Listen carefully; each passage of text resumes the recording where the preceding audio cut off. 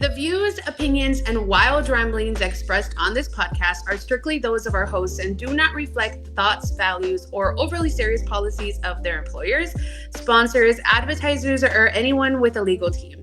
All scenarios we discuss are based on past experiences, most of which we barely survived, and have nothing to do with any of our current jobs or employers. Basically, don't sue us. We're just here for the laughs, not the lawsuits.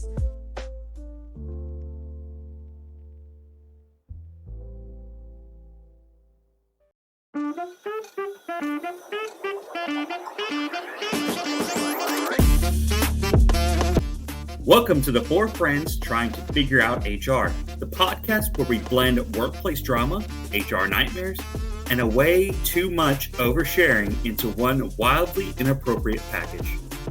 Your hosts, they're a real dream team. First, we have Mama Mel, the HR queen with a knack for keeping it real and breaking the rules when nobody's looking. Heavy on the no one's looking. Next, we have Dr. Green, the one with all the fancy-ass degrees and the questionable sense of humor. E equals MC squared. Such a nerd. I'm the Big Llama. I come for the big laughs, the bigger opinions, and absolutely zero filter, because I don't even know what that word means. And last but not least, we've got Jake from HR. He's not wearing any khakis, and it's questionable if he's even wearing pants, but he is here to ensure that we're breaking HR guidelines just for fun. I'm always here to judge. So buckle up, grab your handbook, maybe a cocktail, and join us as we figure out HR one awkward scenario at a time.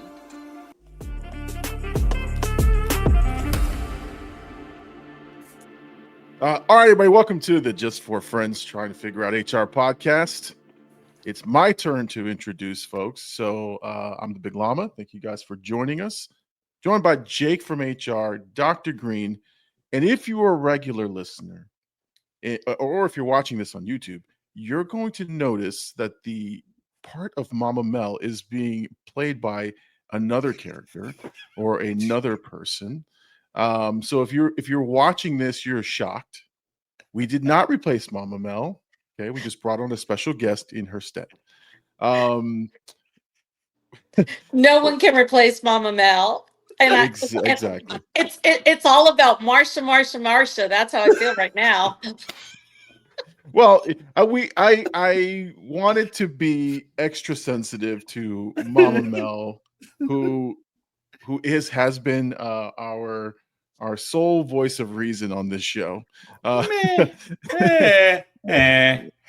voice of reason. She keeps us in line. But no, we have a special guest. We have Irma, the HR lady, who will be joining us. Irma, do you want to give a small intro or anything, or tell us, or we just want to get into the business? You know, I'm really excited when you all invited me to be a guest today about the topic we're going to talk about, right? I think I'm going to be roasted only because I've been in HR for over 25, 30 years and in a senior leadership type of role. And my history with the four friends here, I feel I'm going to be roasted, but hey, it's all good. I love it. Love it. Listen, just so everyone who's listening, you just heard probably the most professional intro that we've heard on the show. And we appreciate it, but it's not a roast. It's not a roast, but we are talking about toxic leaders, and more importantly, why, as HR folks, do we allow that type of behavior to continue? Like, that's the one thing that people often ask us in HR is like, you have these toxic work environments, these toxic leaders, they are who they are, but for some reason we become ineffective. And so we want to talk sort of through that and just talk through that scenario, because it's easy to sort of point the finger and go, yeah, that's bad, that's toxic. It's harder to do something about it. So that's our topic tonight. And again, we're glad to have you, Irma. We appreciate you being here, filling in for Mel. And honestly, full disclosure, obviously, We at some point have worked for Irma, so this is an honor to have her on here. But at the same time, we're not gonna pull any punches. All right, Irma. You no longer hold the control. Guys, no. I'm seeing this is basically group therapy, right? But with fewer NDAs, so that's good. That's good. I love it. Yeah. No, and this is exactly what you said. It's our way of kind of coping through the scenarios we've been through and talking through HR. So I'm excited again to have you here, and I'm sure all of us are ready for another great episode. Awesome.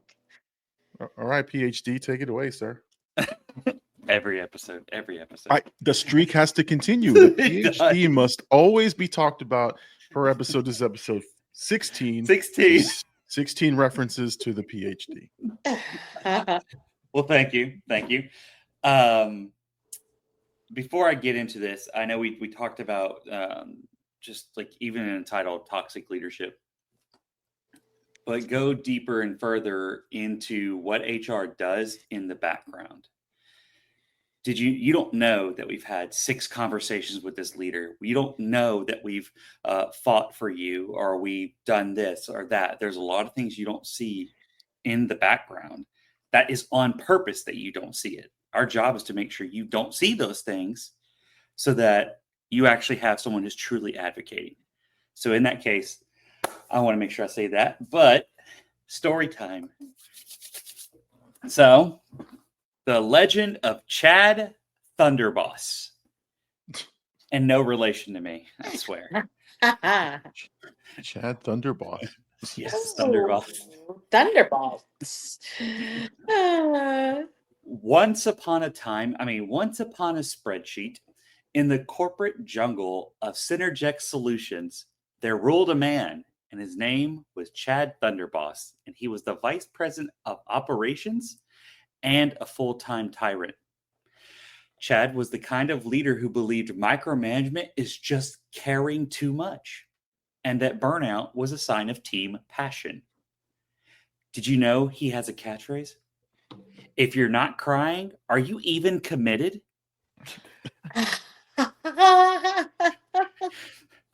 Each morning, Chad would burst into the office wearing $600 loafers and emotional unavailability, screaming, "Let's crush Q3 or I'll crush your will to live."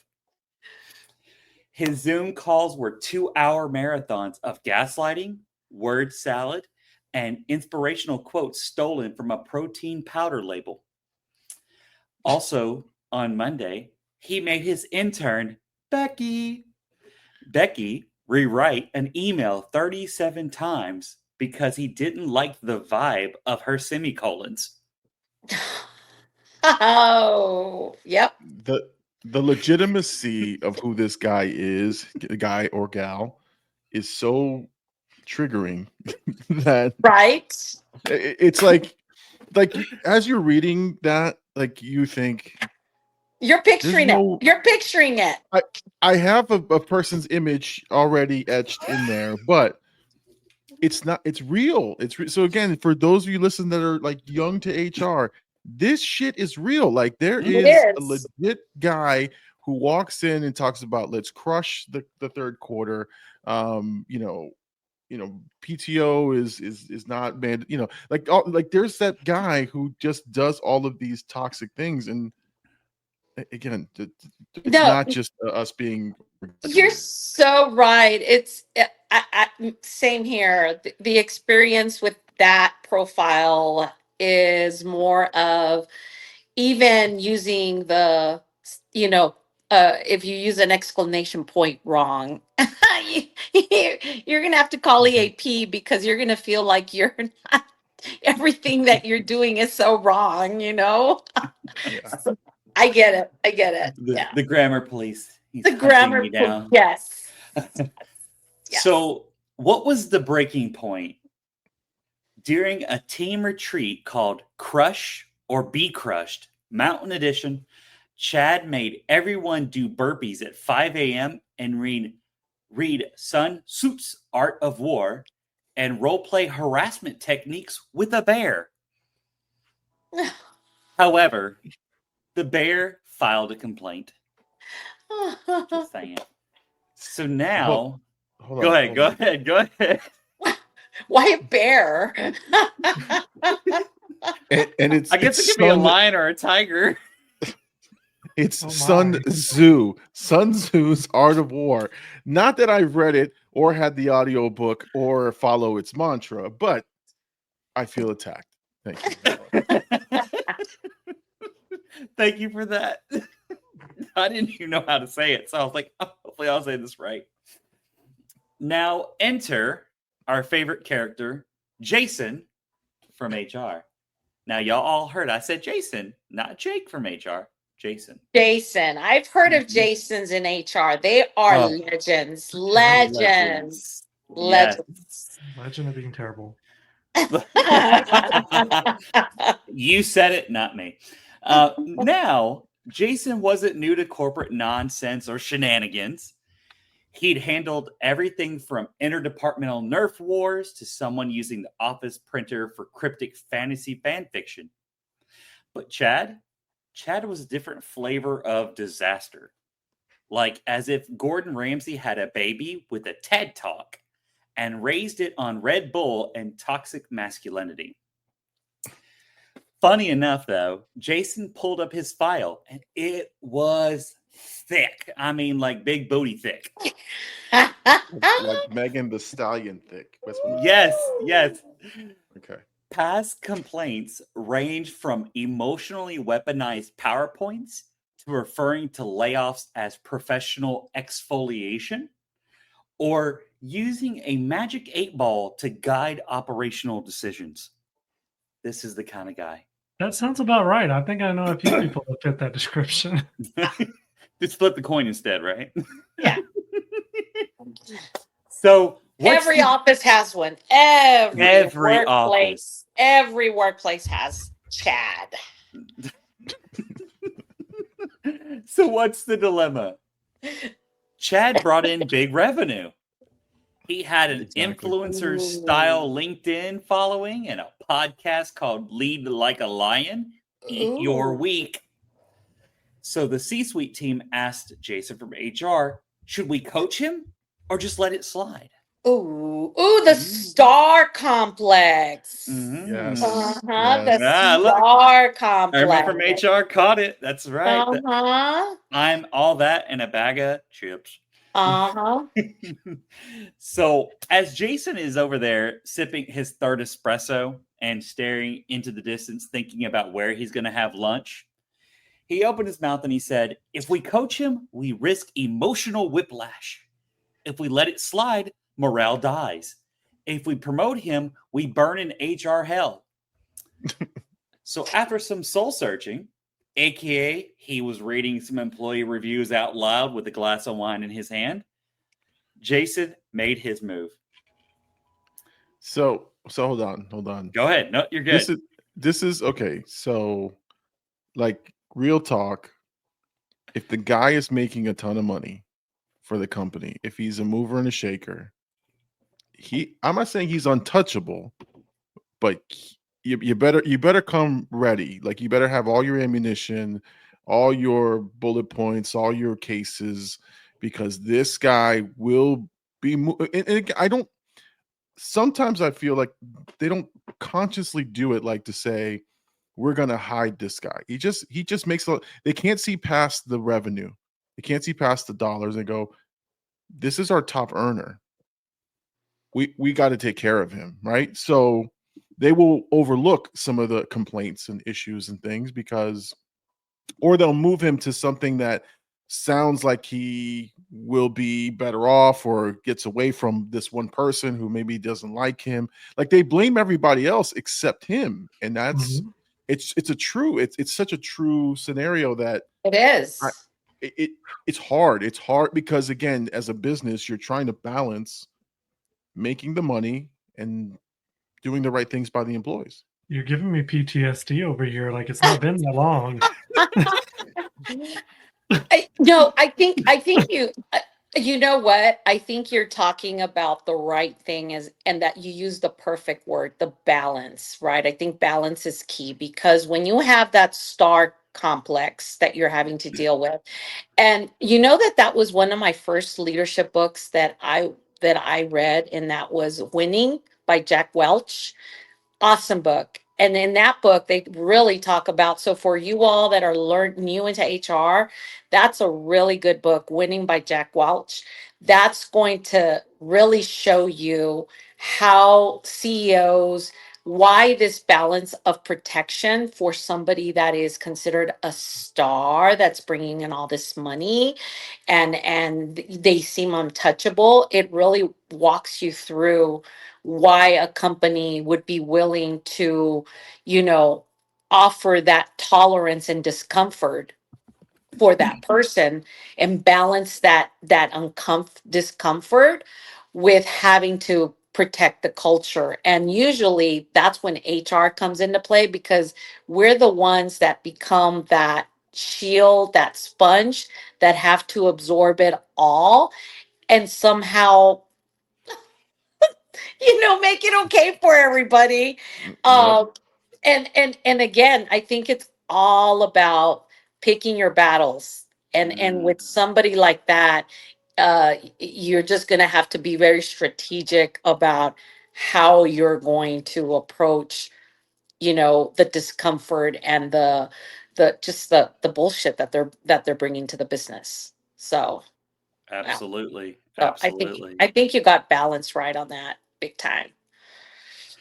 So for this case here, Jason read a book called The Subtle Art of Not Giving a Fuck by Mark Manson. And I'll tell you why this is so important because for the rest of the story, sorry, reference to Paul Harvey. Episode 2. Episode 2. So I tell you all this because now, how did HR solve the problem? Let it slide or make a clever move?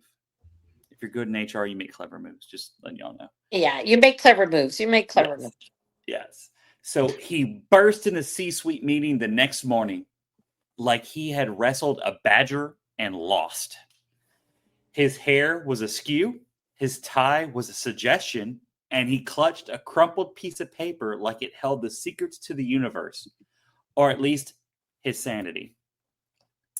All right, listen up, you corporate titans, Jason declared, tossing the paper onto the gleaming mahogany table with a dramatic flourish that sent a pen skittering. I've cracked it. We're going to coach him, but with a twist. We'll tell him it's for a leadership development program and that he's been handpicked for his unique potential. Oh. He punctuated the last phrase with air quotes so enthusiastically his fingers almost got dislocated. The C-suite team shared with a mix of concern and morbid fascination on their faces. The CEO, ever the pragmatist, raised an eyebrow, and the twist. Jason, what is the twist? The twist, my dear CEO, Jason said, is that the mentor will be from Holly from accounting. She terrifies everyone. If anyone can get this guy to shape up, it's Holly. She once made a grown man cry over a misplaced stapler. Worse with the worst. Worse with the worst. We'll tell him it's tough love for the modern executive. A ripple of uncomfortable chuckles went through the room. And if he doesn't improve, the head of marketing ventured, clearly picturing a corporate version of a horror movie. Jason's grin widened. A touch manic. Then we'll have irrefutable proof that even Holly from accounting couldn't fix him. At that point, we'll promote him to chief morale officer of a newly acquired struggling subsidiary in Siberia. The problem solved, morale potentially restored, and we'll blame it on synergy. He slapped the table, clearly pleased with his genius. Sometimes, he concluded, sweeping his arm dramatically. You just have to embrace the chaos and pray. Bravo, Jason. Jason sounds very I dramatic. want him part of my team. That's all I know. Hey. I'm gonna give y'all a quote, and it's from a TV show, a series called Working Moms, that's based out of Canada. God. There's a scene, and I think the quote that's in this scene fits that scenario, which is, the only way to combat Mean Girl is with Mean Girl.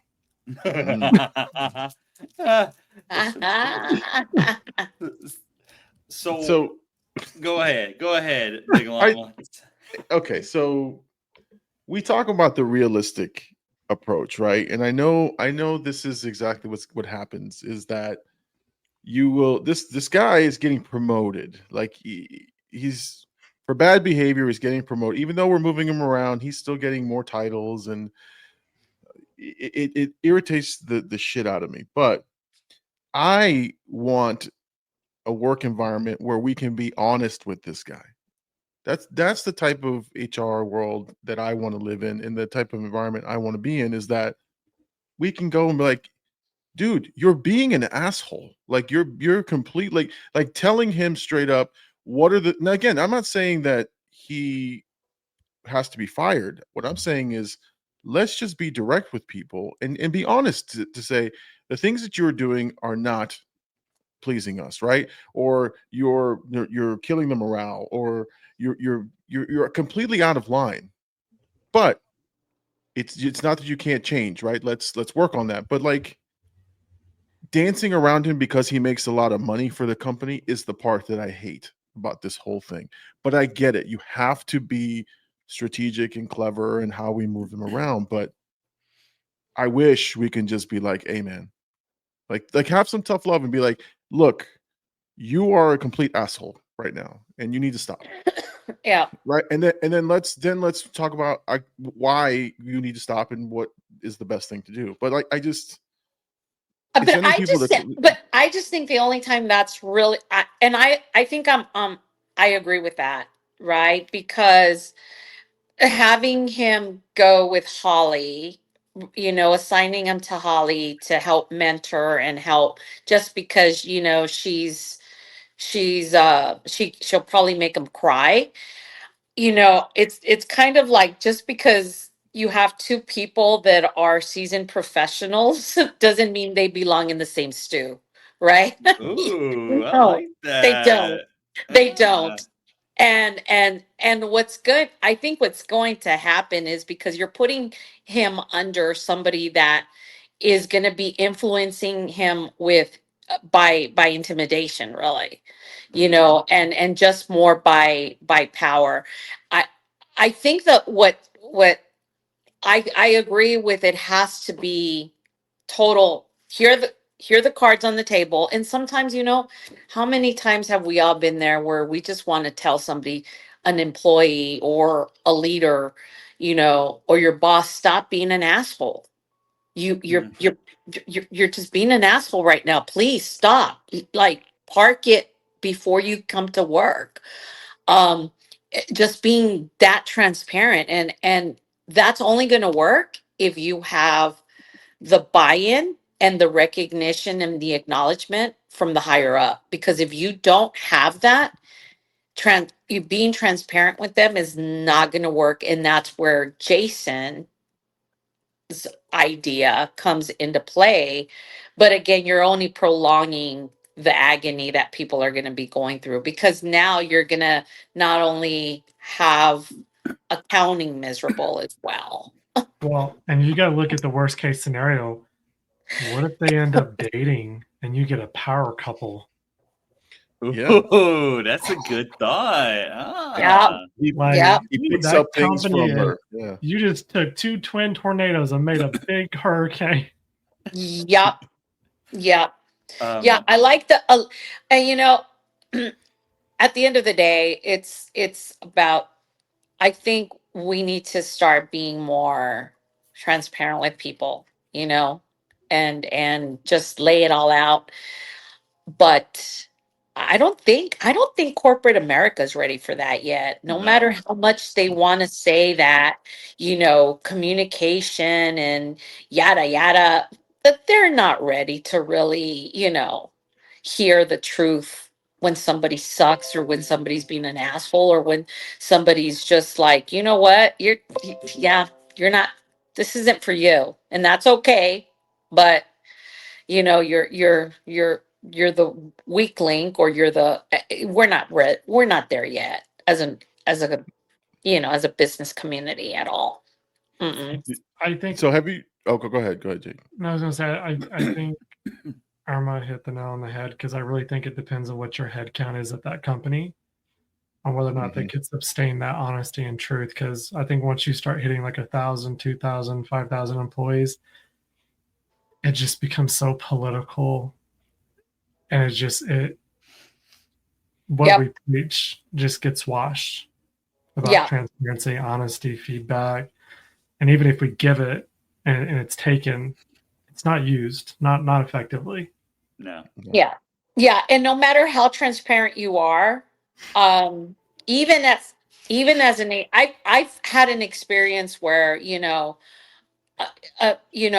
matter what evidence you have on this individual that, they were being, total ass, right? Totally unprofessional, not following the rules, just because they are who they are. You'll know right away if your next tier, your next level is willing to look the other way or just kind of like brush it off. That's your key to, where it's going to go. Because if that tier is not supporting it, most likely the tier above it isn't going to either. And so then you have to be creative. Sometimes what I would do as well, is I would use what most companies have as an avenue to report that type of behavior, and that's doing it, through a global ethics hotline, right? Or some avenue where you're going to get it, out there for people to understand and know that we have a problem that needs to be addressed. And sometimes as an HR professional, your limits, and you have to maybe utilize those tools and resources that are there. But at least you're setting the foundation to show that, if this company decides not to do anything with Chad, that audit is going to be there, and that's not going to be able to take it away, because those Chads can be, I'm telling you, Well, I want to call assholes. Crawfish eating jackasses as well. I think we got to call out the ugly truth, though. We got to call out the ugly truth, because I agree with you, Irma. I think there needs to be a foundation of building that trail and documentation. But let's just be real here. If you're going to stay with that company and you expect to grow within that company, and you start filing complaints, even though that's the right thing to do, in a very high percentage, I don't want to attach a number to it, you're committing career suicide. Oh yeah, for sure. For sure. Don't expect to get promoted anytime soon, or even have a job. Oh yeah, you're gonna go. Yeah, you're gonna go in. Yeah, and as hard as we say, oh, retaliation doesn't happen. Give me an effing break. It happens. Yeah, it happens. It freaking happens.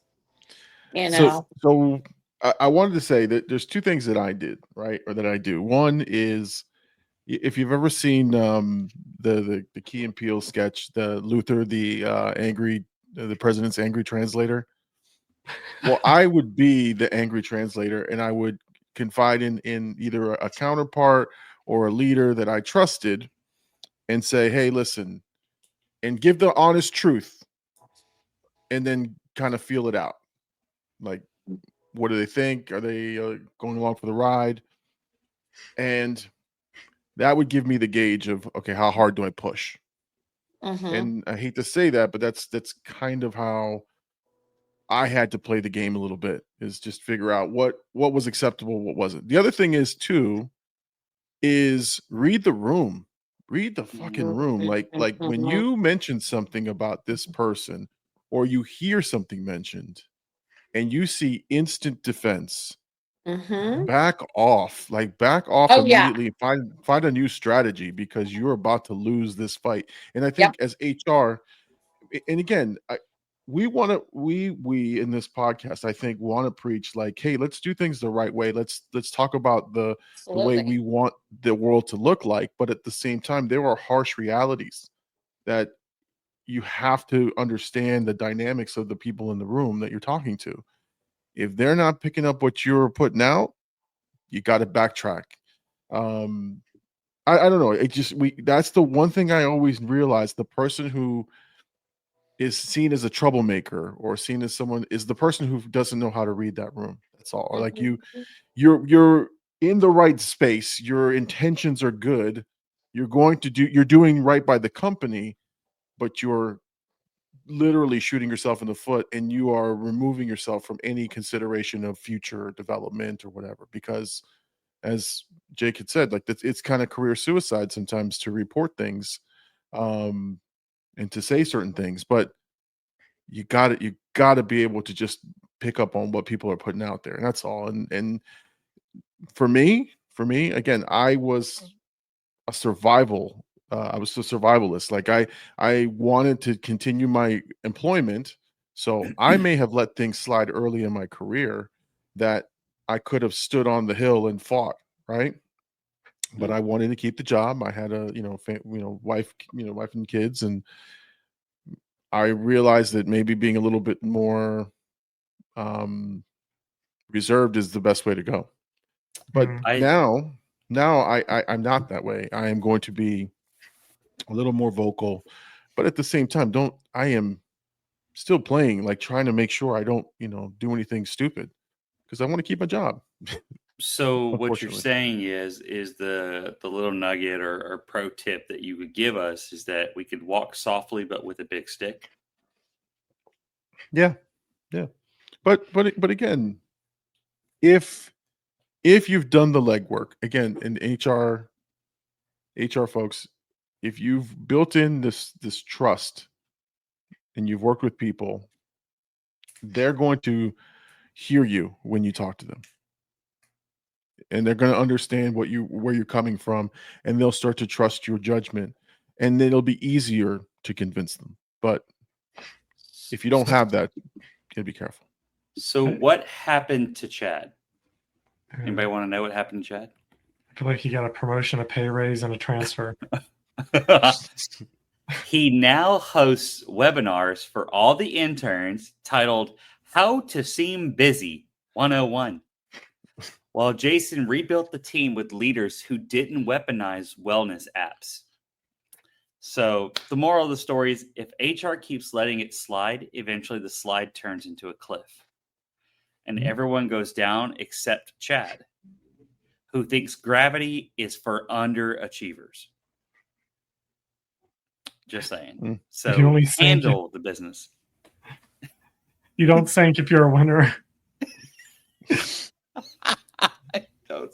That's right. You don't think if you're a winner. The quicksand was not made for you. And that fits their personality, because they are full of helium. Oh, straight up. Full of gas, apparently, which, helium. All gas, no brakes. All gas, no brakes. So that's our story about Chad. I wanted to see what you guys, I think y'all kind of hit a little bit of it. I think actually all three of y'all hit something on there. It was about the fact that we still have leaders we have to answer to. HR is not the end all, be all, do all, say all. That is not the way it works. And as my 5-year-old would say, that's not the way it works. And so, because when he wants to argue with me. So you gotta warn me if you're gonna do a voice, man. I took a swig, I almost spit take all over my computer. What's wrong with you? I wasn't even paying attention. I was thinking about what my child says. And so the way it works for us, there's always a hierarchy. We either we're either an HR of one or an HR team, or we have a ladder of HR people that we, have to answer up to. And if you are in any type of knowledge of what the levels of HR there are, and y'all correct me if I'm wrong, there is HR assistant, HR specialist, or HR coordinator. Let's see, HR generalist, HR business partner / HR manager, HR director, executive HR director, vice president of HR, senior vice president of HR, and then, and then the last one being a chief human resources officer. So you have all those levels. We may be in that type of chain. So we're the middle, truly the middle man in this position, and we're trying to advise someone who is higher than us, hey, this may not be a good idea. This is what could happen.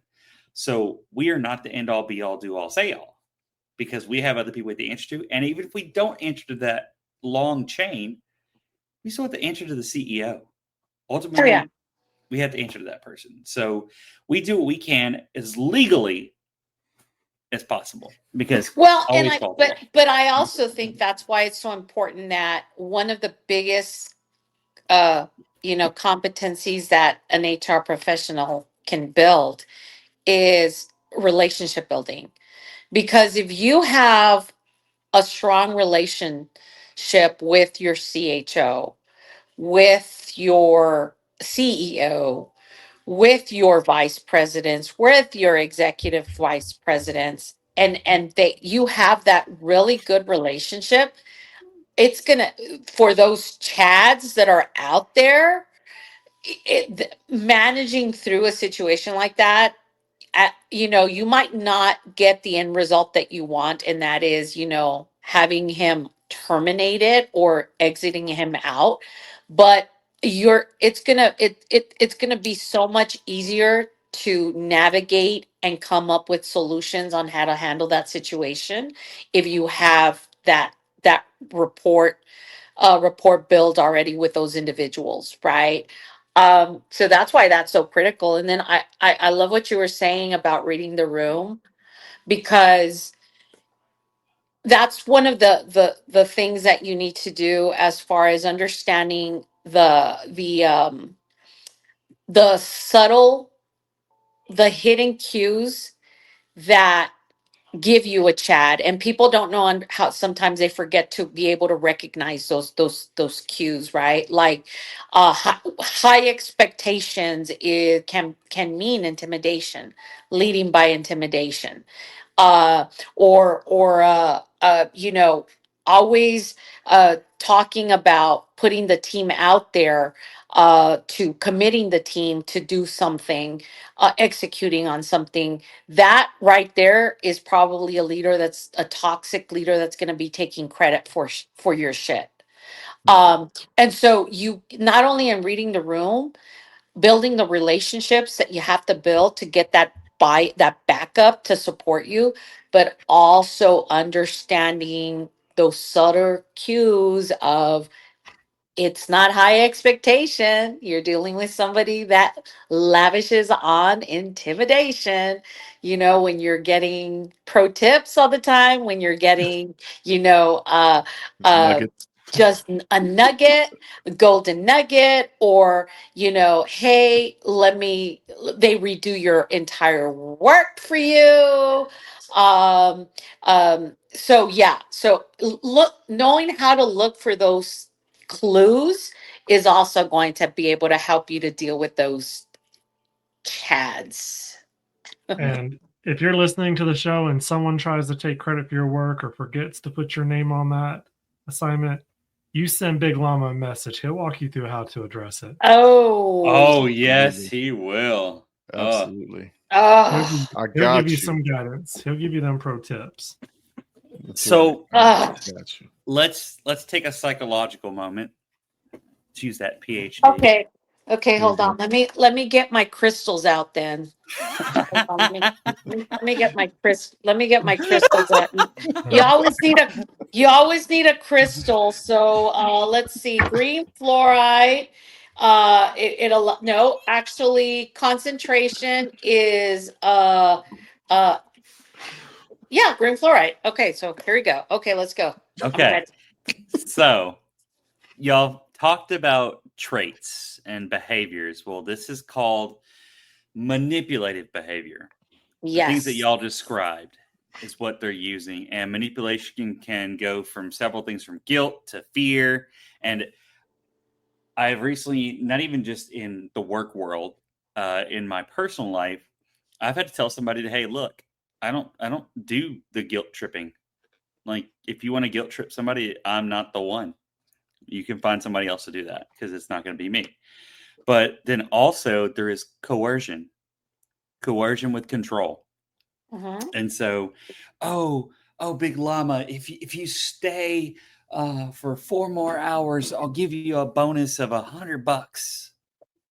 And money can do a lot of things, but it can't do everything. And one thing it can't do is give you back time.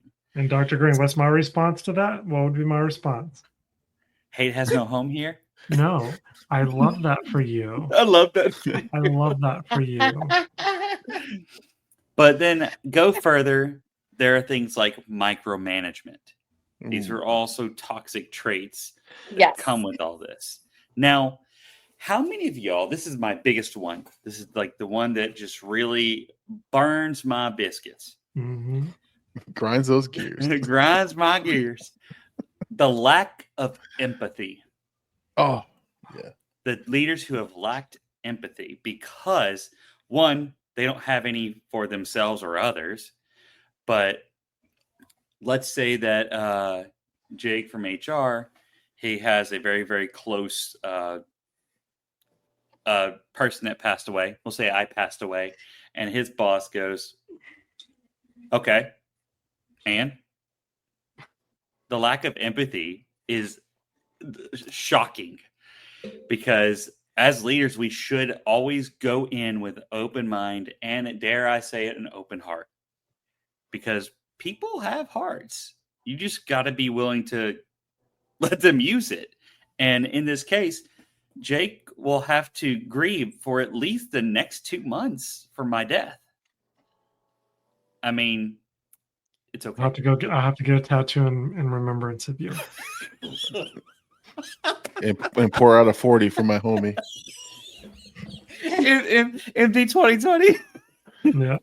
But Boone's Farm, 2 for $5. Farm. Oh, Strawberry Hill. Strawberry Hill. The best, guys. The best. 2 for $5. Look, but so Boone's Farm, if you want us to advertise for you, please feel free. Give the Big Llama a call. Are they still around? Yeah. They are. Yeah, they are. As long as there are Boone's underage Farm's kids ladies. trying to drink, Boone's will be there. Oh, Yeah. wow.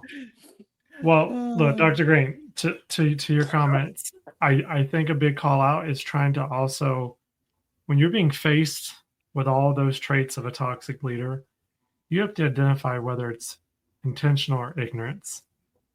Because I know, and I'm just going to be honest. When I first got into leadership, when I was in operations, way before I even thought about HR, when I first had my first salary job, it's like 3 months in, and I had my entire team in the retail company I was with confront me, and they straight up told me, like, we're all walking out because you give no praise, you dictate, and it's just like you have no empathy for us. And honestly, I think that was the first time that I ever did a soul search into myself and like started doing true self-development and looking into educational development, because I didn't realize I was doing it. It's what I knew. It's what I've seen. It's what I repeated. It's how I knew to operate. So you have to identify, are they doing it intentionally, which is going to be very challenging for you to work with and fix, or is it ignorance, where they really do need to have that conversation with someone to help develop them into a good manager, a good executive, regardless of what their position is, because they could have gone 20 years with no one ever telling them that they're a narcissist, and this is the attributes that's portraying narcissistic characteristics that they never knew they portrayed. So when looking into all those attributes and traits that you're mentioning, Dr. Green, that's the one call out I have is, if you're on the other side of that boat, make sure you know whether or not they're steering it at you on purpose or they're driving blind because they don't know better. But Yeah. Go ahead. Go ahead. I was gonna say, let me say this too. Like, I have admitted myself, and I think Jake, you've said it. You just said it there. I've admitted that, like, in my youth, I was a total asshole. I think as a leader, I will admit that. I think because I didn't. Well, I could still be, sir. No, I'm just kidding. But I think I didn't have the empathy for people because I didn't go through the life experiences that they did. I was very nice about it, but my mentality early on was company first. Like, the company has to do well. We're here for a reason. We're earning a paycheck. The company only owes you a check. Like, I was spouting out these asshole type things. But as I grew and I had good mentorship, that someone opened up and like, dude, people are allowed to take vacation days. People are allowed to spend time with their families. Because at the time I was ruining my marriage by saying work first. Like, I had to come to a low point where my wife was like threatening to leave because I was at work all the time. And then as I had kids and life happens, you develop that, oh my God, like this is critical for someone, right? To take some time. Because when I had kids, I thought, oh yeah, I have going to my son's birthday party or to his field trip or seeing him at his award ceremony was huge for me. And then I thought back, holy shit, I was such a jerk when someone would ask me for PTO. So I mean, I think sometimes we don't intend to be that way. It's just it's a product of the job, environment, the job, the corporate the environment, and it's responsibility that you have when you get to a certain level. yeah. And the bad thing though is that corporate culture that you growing up in either accepts it and says this is the way to be successful, or doesn't course correct you. And I was in a toxic environment because they never course corrected me. They promoted everyone who spent god awful hours at that place. They weren't the greatest of people in terms of skill or attributes. They just spent the most time in the office showing that they are dedicated to the mission.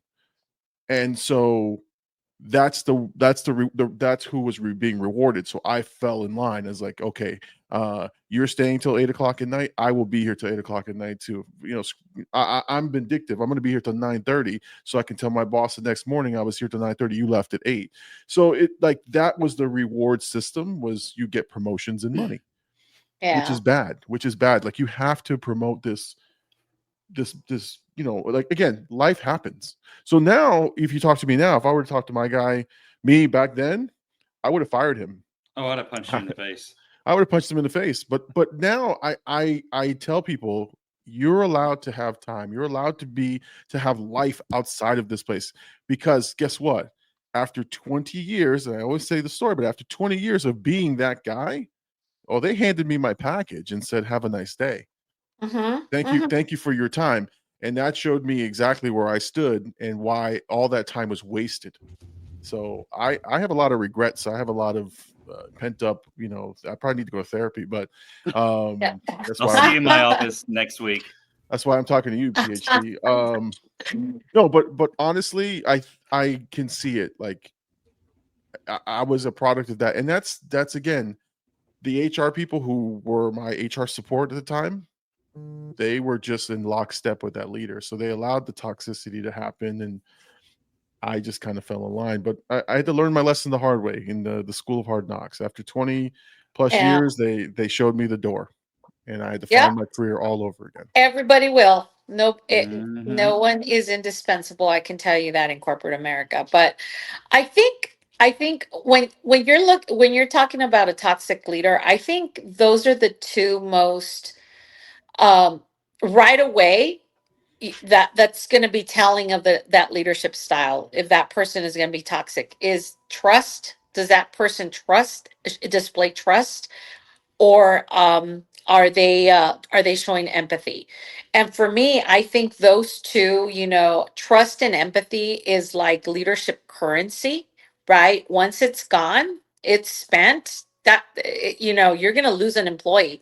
And what you all just shared is at one point in time, I can't say that I ever was there.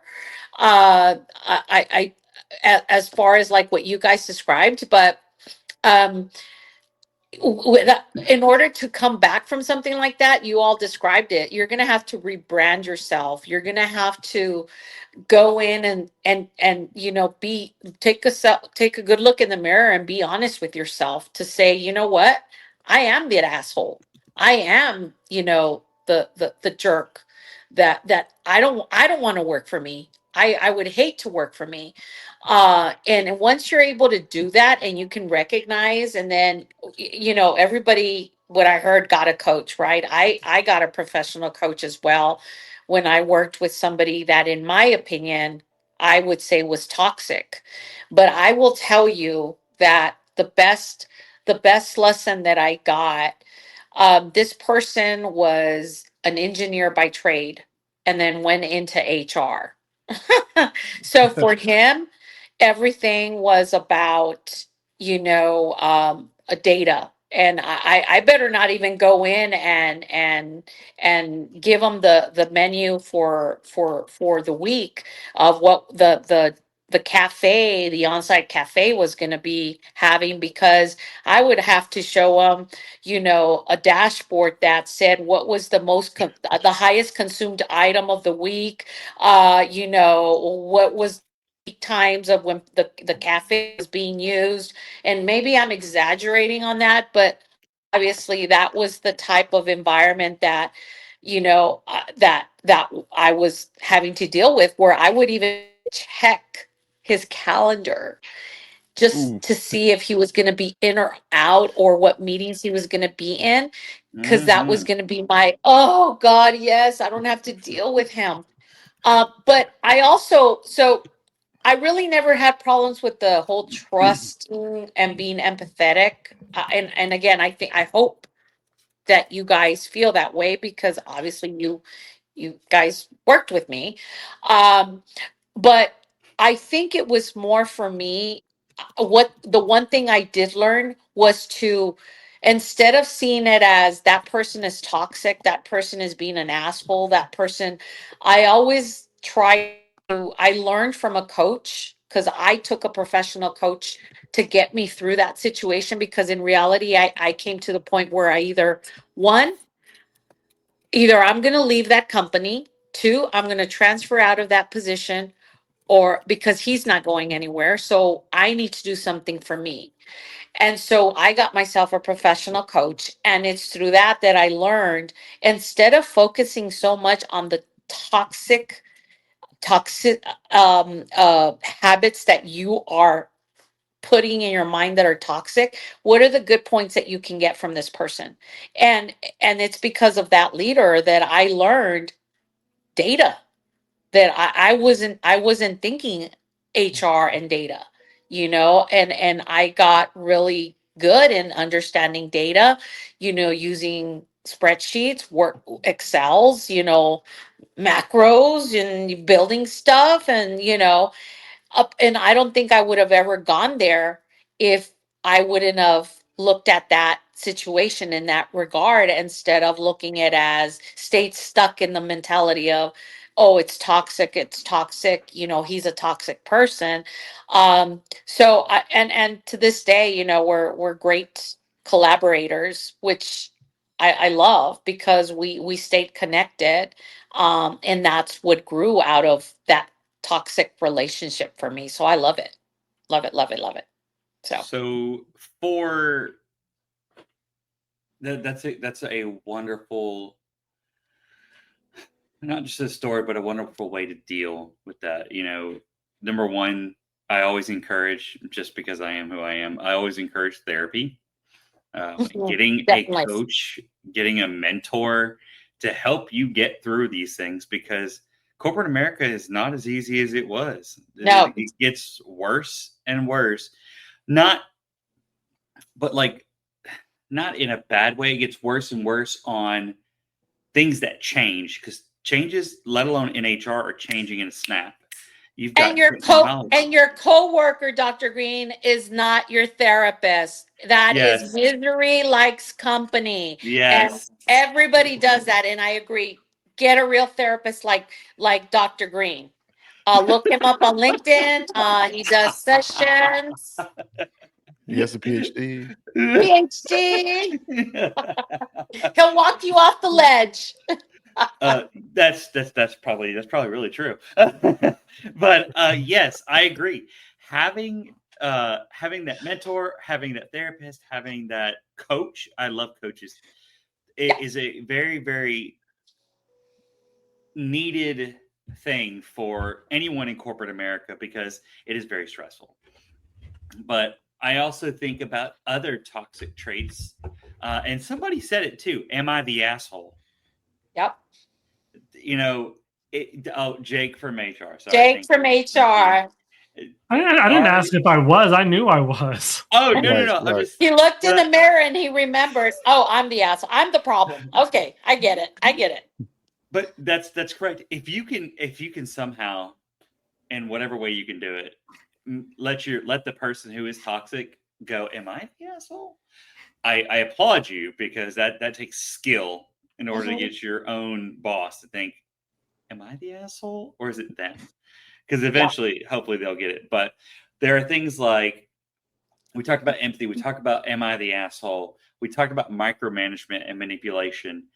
The few things we have not talked about is things like steals credit, which I think actually we did. I apologize. We did talk about steal credit. Yep. And then, but two things, blame shifting and favoritism. Ooh, blame shifting. I hate the blame shifting. Listen. The blame shifters get throw punches, because like Jesus, just own it. Everyone knows you messed it up. Everybody knows it's you. And you're over here talking about, well, accounting never gave me those numbers. Like, no, you had the numbers, you just didn't know what those numbers meant. Can we use the proper term? Let's use the proper term. Gaslighting. Exactly. That's exactly. Blame shifters or gaslighters. Everybody around them. Yep. Blame shifting definitely goes into gaslighting, because then the person who's pointing the blame or saying, well, I sent that here, and then that person's going, did they? Right. And so they're questioning their own memory, questioning their own thoughts. Like, and that pours into gaslight, really pouring gas onto a fire in its own little way. But I think definitely,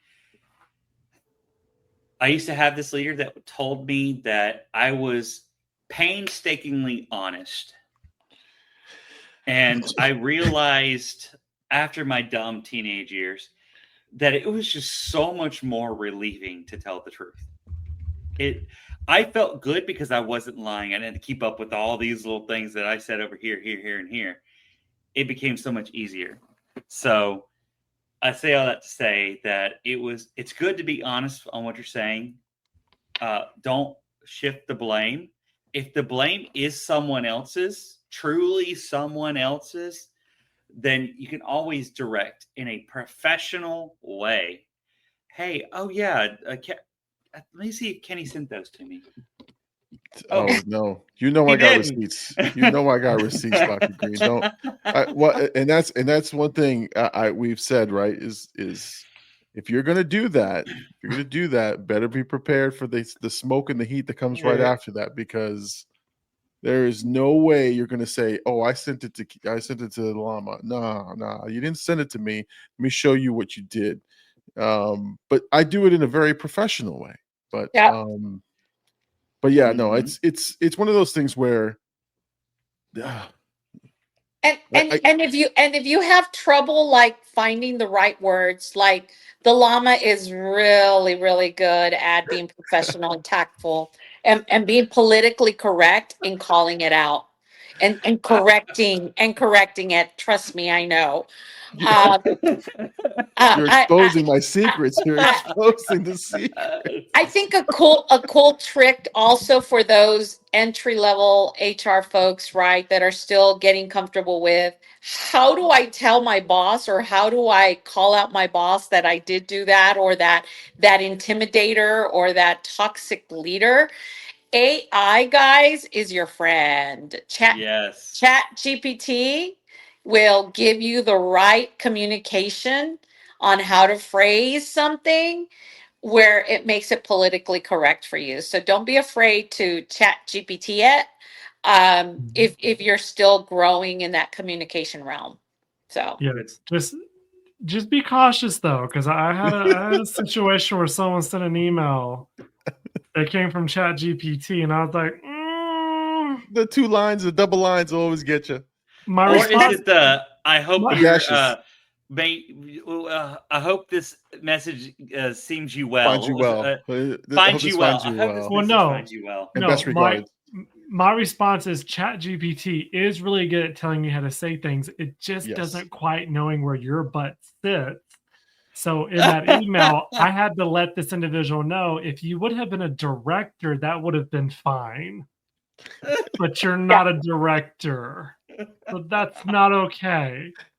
well, So no, you're right. And also don't just chat GPT it and copy and paste it just exactly as that. Still gotta God, please. proofread it, guys. Yes. Like, make it your words.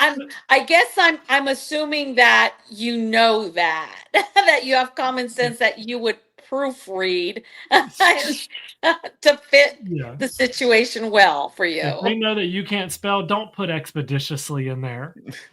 They Oh know you my didn't write God. that. They know you didn't write that. Or He loves what do that you word. mean? I'm feeling supercalifragilisticexpialidocious. I shouldn't write that if I'm a bad speller. I might Listen. not just that, but like you could be a bad speller and still use it, but like know your audience, because they're gonna look at that and No, they're gonna absolutely. be Your like, audience no. should know you. And if they Well- know that you suck at spelling, please don't spell anti-disestablishmentarianism in your freaking email and then expect everybody to go, wow, he's Right. smart. But he just misspelled the word fluffy 5 minutes ago. What's up with this? So pro tip, right? Said with love. Honestly, what Irma the HR lady said about ChatGPT is spot on. But I will tell you this: I am the self-proclaimed master of the prompts. He is. So He you is. have to. Yes. You have to. Yes. Yes. Listen, you have to tell ChatGPT the variables. Yes. Who are you speaking to? Yes. Who is this going to be addressed to? At what reading level do you want it to be read at or written at? Because honestly, yes, ChatGPT will give you the internet's version of that question. So if you say, please write me an email on how to respond to the latest change in government policy XYZ, fine. It's going to give you everything you need from a records dump perspective. But you have to say things like, I am presenting to a mid-level manager who has 10 employees that report to them. Can you give me a 5th grade version of what this change in the policy is going Can you to put in there? Can you add that he's a narcissist? Will account for that? no. Yeah, you can honestly put but it takes time to sort of think about who your audience is, put it, and then when you do get it, yes, massage it, make sure it makes sense and it's titled appropriately, because there's nothing worse than saying insert name here in the body of your email and you forget to edit that out. So Hey, true story. I had a true story with that. I thought I was doing a good thing by helping somebody give them a script for a board meeting. I gave them a script used because they had never facilitated a board meeting before and they were completely lost. So I thought I was being a cool team member. I did a script with Chat GPT and the person literally was reading insert name here or ask the board members to stand up. Like, no, you don't read the parentheses. Sounds like the last podcast that we had where someone Right, just was read it- the word like they weren't supposed That to. was was not that was not the last podcast. It was like Chuckles? forward backwards, and they're picking on me, Irma, because Dr. Green likes to script out our lives. I was reading the script, and I was being facetious in reading the prompt of what we should be I doing. can see you doing that. I can But- see you doing They that. thought, they thought I was serious. They thought, oh, he's actually reading it. I was like, I Yes. was being facetious. I was joking. Like, What is it? Chuckling? That's what it said. But he is it said chuckling, and I read the script and I said chuckling. I feel like this is one of those other traits of a leader, like inconsistent behavior or even poor emotional regulation when you just read it because you're being a little tacky. No, I'm just kidding. But I'm like that at work. I'll be reading something. He will be. And He I'll will. pause and I'll go, this is where we're supposed to laugh. LOL. Yeah. But hey, the first thing about it though is he did not say yeah, he didn't say any of that. LOL. He just kept going, and we're all like, "Wait, whoa, back it up, hold up." No, what? I think I couldn't audibly. You can hear me breathing. I'm like, I couldn't hold it in because he said chuckling, and I was reading. And I go, he's not supposed to say that, and I couldn't hold it in. Oh my god, it happens. Read the room. Read the room, guys. Read the room. Yeah. Oh, whatever. So the last two that I do want to go over is authoritarian, which I think we've kind of hit on that, but someone who thinks they are like, and you have some CEOs who are like that. CEOs even have people to answer to, aka the IRS, aka the federal government, aka the board of directors, aka the chairman of the board. Yep. Yes, and they are not the end all be all do all. They still have to answer to someone. So no matter who you are, no matter what you do, you still answer to someone. Like the president answers to the people. Like there's someone who answers to someone. You know, you're not free from that. And so I think we have some leaders who are like that. And the way to, what would you say, Big Llama, is kiss their ass a little bit? Schmooze? Stroke their ego. Stroke their ego. That's it. Thank you. Stroke that ego and bring them to the peg and with all love and respect. Yes. Like you said earlier, which is send that tactful, strategic email that basically has them think and brings them down back to earth to where they treat people like humans. And then the last one is people don't think about this as a toxic trait, but favoritism. Now, I don't mean, I like Jake from HR because he brought me lunch one time. So now, like, we're forever going to be friends. And that's not what I mean. Favoritism to a point of it's volatile. You were overbearingly and way above and beyond showing favoritism, beyond shadow of a doubt. One of the traits that when there's favoritism with a toxic leader is public shaming in meetings. Ooh. Right away, you pick up who's the golden child, right? Who can do no wrong because there's shaming in meetings for the ones that are going to be in the doghouse, and then there's that praise in meetings for the golden child. And right away, when a leader is doing that, that's a toxic behavior because what they're doing is not only are they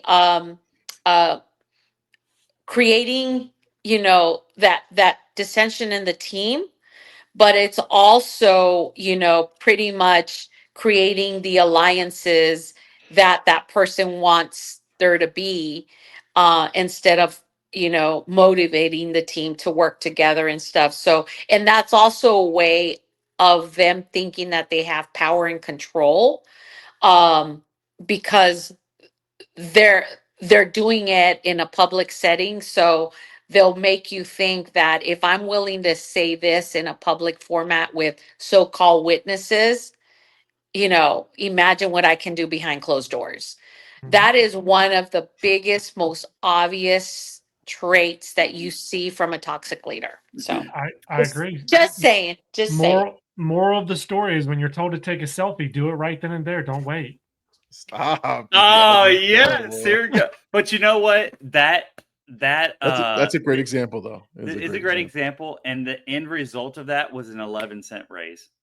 So I'm so proud that you did that extra work. He's double number one. Double number one. But so again, yes, but I think the reason I kept taking my hat off and covering my eyes is that I feel like Irma was in that meeting. That because she described it to the T, which was the public shaming of the rest of the group for not doing a simple task, and the praise of the favorite son, which was me. Prodigal son returns. Right, but it's exactly what you just described, which was the entire team was taking a lashing for not doing the thing that I did. And honestly, it made me feel way uncomfortable, but at the same time, I had no idea like what I did was wrong. Like I was like, yeah. I feel this is me when that public shaming is happening. You know how that commercial that they put up a little sign for depression and it's a smiley face. Well, this is my professional when I'm getting shamed. I'll do this. This is my face. Hide behind what I'm doing. Irma, we have no hatred toward the big llama. He could not help having as much. He couldn't help having as much free time as he had versus everyone else. That's true. I mean, his people were like, if you don't see this, he just held up a piece of paper with a happy face on it. It looked like the Grinch. Telling you, looked pretty bad. The deep, dark, soulless eyes. But in this case, I want to what's that word? Piggyback off of what Irma said, which is if you have a leader and you want to figure out if they are a toxic leader, public shaming is one of the biggest ones, no matter who it is, because leaders should never, ever, ever, no matter what level you are on, publicly ridicule someone. That is a absolute no-no. And so if you do this in HR, please get out of my profession because I don't need you here with your bad juju. But that's not the way we handle things. Once again, we talk with empathy. We think about, am I being the asshole or am I being manipulative? All these things. Make sure you do it privately. All that stuff should be done privately so that one, it seems more one-on-one, a little bit more intimate, and the message can get across a lot better. Rather than you have people like me and Jake sitting in that meeting going, wait, I didn't send the photo? Did you send the photo? Did you send the photo? And then while the person who's the golden child is going like this. Again, let's reiterate what was happening. We were told at that meeting, banker's hours, and I literally was driving home in the middle of the day. Love it. I love that. Love that for you. I love that for you. I love it. So as we draw this part to a close, I want to go what Big Llama always says. Let's go around the horn and give your pieces of advice, whether it is your own personal advice, experiences, or no, just leave the psychological stuff to me. But please, Irma, the HR lady, please give us some of your wisdom and advice that you would give to any HR professional or person dealing with any toxic traits of a leader.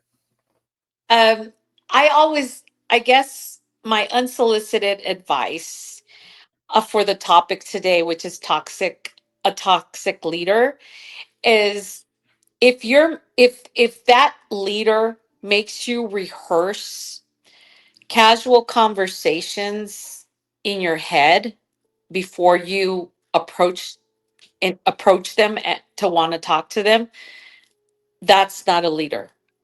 Recognize that you're on survival mode at that point.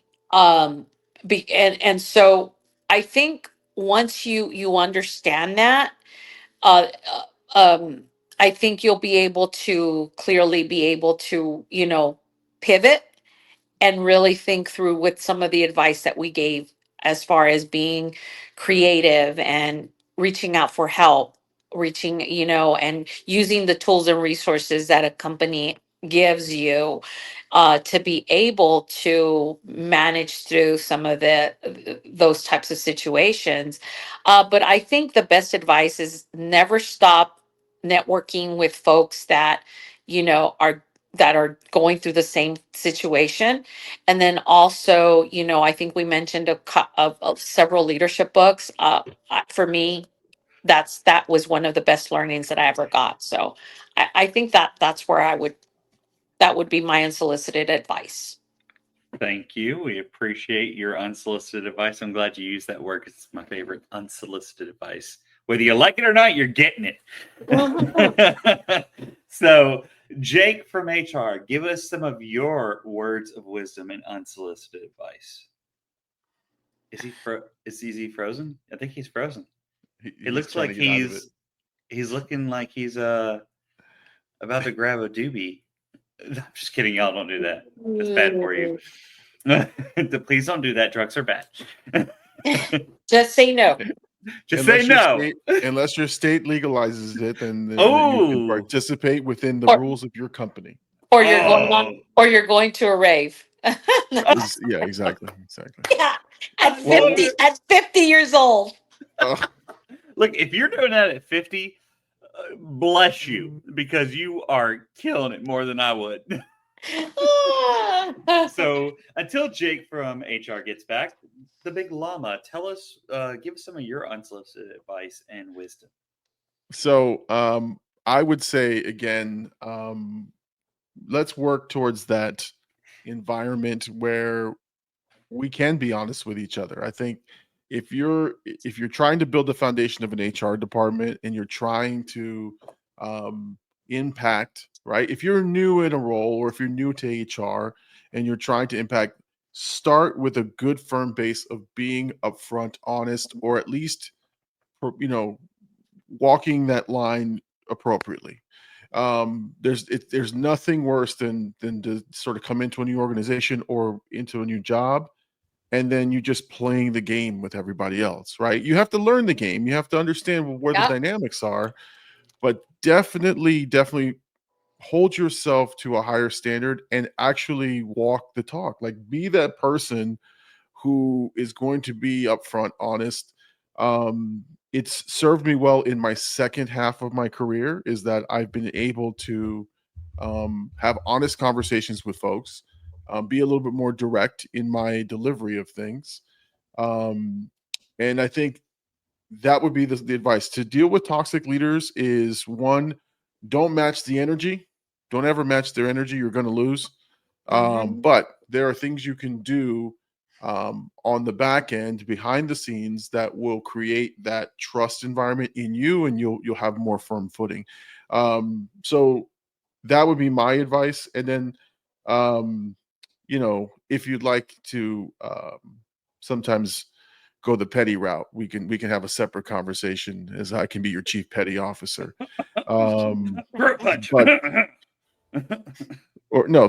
Throw punches are actually mentally a thing, not physically. So when I say something needs to be throat punched, it's really a mental exercise of punching something in the throat. But anyway, be that person that you would want to work with. Be the person that if you're a leader, think about how you're doing it, and then would you want to work for yourself? And that's that self-assessment that I did. I would not want to work for myself as a youth. And it's made me a better leader moving forward, and it's made me a better HR professional, just to be able to have an honest conversation with myself to say, you didn't do that really well, and here's how you can do it a little bit better. Thank you, Big Llama.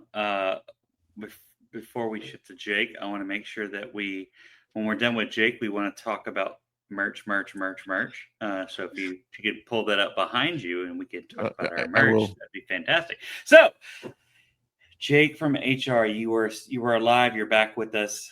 Tell me, give us your unsolicited advice or wisdom that you could contribute to the podcast. Well, we won't do death by PowerPoint, so I won't repeat what y'all said. So my solicited advice from Dr. Green, honestly, when faced with a toxic leader, the only thing I would urge is find someone like the four friends just trying to figure out HR, the Irmas of the world, someone who has knowledge and experience in the people side of the industry, and just ask them what they would say or do in situations like this, because obviously they've dealt with many scenarios in the past that are similar, if not the same. So who best to give you not specific step-by-step directions, but guidance on a few different routes that you could take? Because like any good puzzle that you're trying to do for the first time, it's going to take you longer, or you're going to end up doing it wrong. And why make life harder? Don't reinvent the wheel. Perfect. Thank you, Jake. Back to the Big Llama. Tell us about our merch. So again, for those of you who have not voted for your favorite member of the Just for Friends trying to figure out HR podcast, you know how you vote is you buy one of the hoodies that represents them. This is the Jake from HR hoodie. It says that he loves HR, but we all know that the Big Llama is your favorite. But you're number one. I am number one. The reason we priced, go to the link on the descriptions. We have more than this. We have hoodies. We have T-shirts. Go check out the merch store because we need to pay the bills. That's right. Because we got the skills. We just need you to give us the money to pay the bills. Right. So this is like low cost consulting. I can tell you that. So everyone gets one free session. Yes, one. And speaking of sessions, I'll wrap my part up and tell y'all that you do know your favorite is Dr. Green, the Green Machine. Yeah. Please don't forget, even if you don't have the health insurance plan, 99% of the time, you still have I don't know why I just left my head, the Employee Assistance Program, the EAP. EAP. I was just about to lose my mind. But the EAP is there for every employee, regardless of whether you have the health insurance or not. It's there for the company. So it's also not just for the company, it's there for you. So a lot of them give out 5, 6, 7, 3, whatever it is, the amount the company paid for, free sessions of mental health programs. So please feel free, go use those programs. They're there for a reason, especially when you have the boss that seems like is never going to stop, never going to go away. You might as well get some true psychology or psychiatry to be able to get you through those things so that you can move forward. And as always, if it's illegal, don't do it. And as my closing remark, Big Llama, you are number one, buddy. Number one. I'm number one unless you eat tomatoes on the side. Then I hate you. Hey, you gotta dive in the archives. You know who this guy is. That's right. Okay, Jake from HR, do you want to wrap us up with your famous words of wisdom? Absolutely. We all share with you today with much love. We bring this podcast to a close until we call you into the office next time. Have a great night. Good night, everybody. Good night. Mama said, hey. Well, that's another episode of the Four Friends Trying to Figure Out HR. We didn't solve anything, but hey, at least we tried. And by tried, we mean we laughed, we overshared, and we probably violated some HR guidelines ourselves. But remember, this podcast is for entertainment purposes only. Don't take our advice. Seriously, don't. And if your HR manager asks, you've never heard of us or this podcast. Thanks for listening. Like, subscribe, and join us the next time as we keep trying to figure out HR and fail spectacularly. Now, go be productive, or at least pretend to be. And tell your boss that I said hi. Tell your mom I said hello. Tell your daddy I said hey. And remember, hate has no home here.